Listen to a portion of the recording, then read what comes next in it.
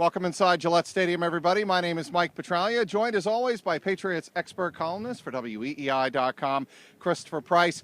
All right, Chris, the season gets off on the right foot. The Patriots raise the 2014 World Championship Super Bowl banner right in front of us, as a matter of fact, the fourth one in the last 15 years.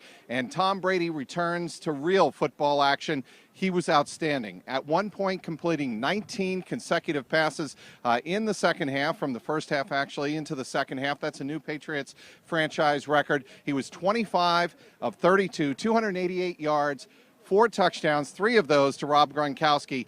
Tom Brady did not look like Deflategate affected him whatsoever. He didn't look like a guy who was kind of tossed in the maelstrom of, all that off-season drama. And it was interesting talking to Julian Edelman and understanding the singular focus that the quarterback has when it comes to things like this. He was able to compartmentalize. He was able to block all of that out, move forward, put up one of the most accurate performances of his career tonight in the opener against the Steelers. What did you think of what the Steelers were giving the Patriots defensively? It looked like early on they were guarding Rob Gronkowski a little bit, double teaming him a little bit, showing a little bit of zone, and that left Julian Edelman open on the outside. Tom Brady hit him a couple of times, Dion Lewis, before actually getting Rob Gronkowski into the game. Really, he only had 5 catches, 3 of those, though, in the red zone, as we mentioned earlier, for touchdowns. Specific to the red zone, it's going to be fascinating to watch over the course of the 2015 season, the work that Gronkowski and Scott Chandler do when it comes to playing off each other.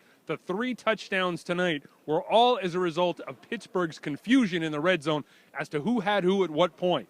You talk about, you're basically getting 15 feet's worth of tight end there between Gronkowski and Chandler. It's a very difficult cover. 2 guys with absolutely massive catch radiuses who are very, very dependable. These are 2 guys specific to Gronkowski. I think that the numbers are now, he's been targeted something close to 30 times in his 4 games against the Steelers. He's caught, I think, 25 or 26 passes. So I think that speaks to not only his dependability, but the consistent inability of the Steelers to come up with any sort of game plan when it comes to dealing with him. Had a chance to talk to Scott Chandler after this game, his first official game as a New England Patriot. He had the 1 touchdown, the 3rd touchdown of the night for the Patriots that made it 21-3 at that point.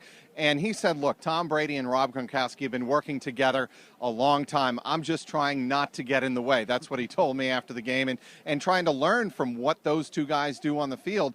And it was really, I think, a testament to Scott Chandler that he was able to really learn this system in one offseason, step in tonight, and he did play a significant role. Yeah, he did. And that's off of not playing a whole lot in the preseason. He was able to come in. He was able to look very natural within this offense. Really, it came down to it at the end of the night. You really think about it, the Patriots were able to finish off their drives consistently, and the Steelers weren't. Whether it was missing field goals or coming up short in the red zone or whatever it was, the Patriots were able to finish off when they got down in the shadow of their own goal line. The Steelers were not as consistent when it came to finishing off drives, and that told the story of the game. All right, the big story that broke during the game was NBC reporting that I guess we're going to call it the radio headset gate of 2015, the season opener.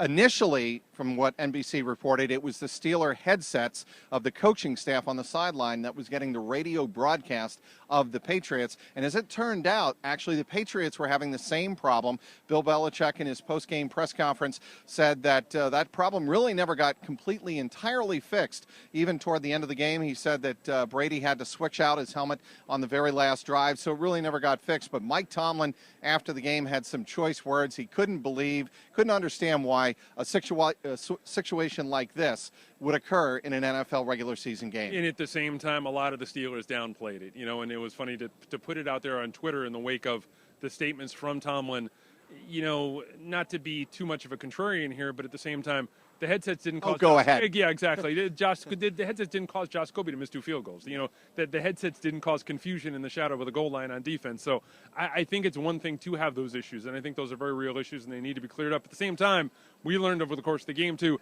that's not a Patriots issue. That's a league issue. That's happened an awful lot across the league. I know Mike Tomlin pointed the finger at the Patriots in this instance, and it needs to be considered in that context. But at the same time, this is something that has gone on across the league.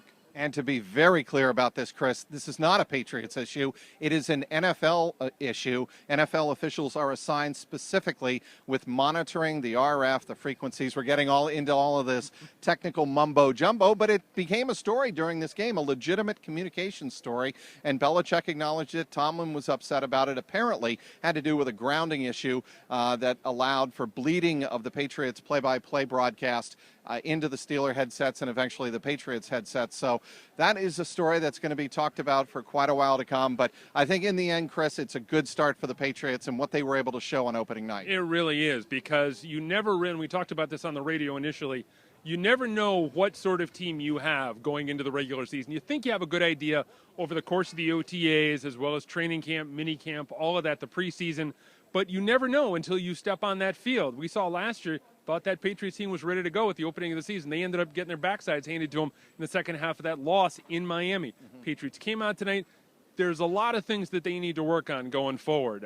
But this is something that you look at this team right now, season opener, they're in pretty good shape looking forward into 2015. Tom Brady said they're going to have 10 days to get ready for the Buffalo Bills. They'll need it because Buffalo has always been a difficult place, as he likes to say, for the Patriots to pull out a win. That'll be game number 2 in 10 days. The Patriots have a weekend to savor. The return of Tom Brady, a victory to celebrate the raising of the championship banner, and a 1-0 record. Again, the final here on Thursday night, it was the Patriots 28 and the Steelers 21. Inside Gillette Stadium for Christopher Price, I'm Mike Petraglia, WEEI.com.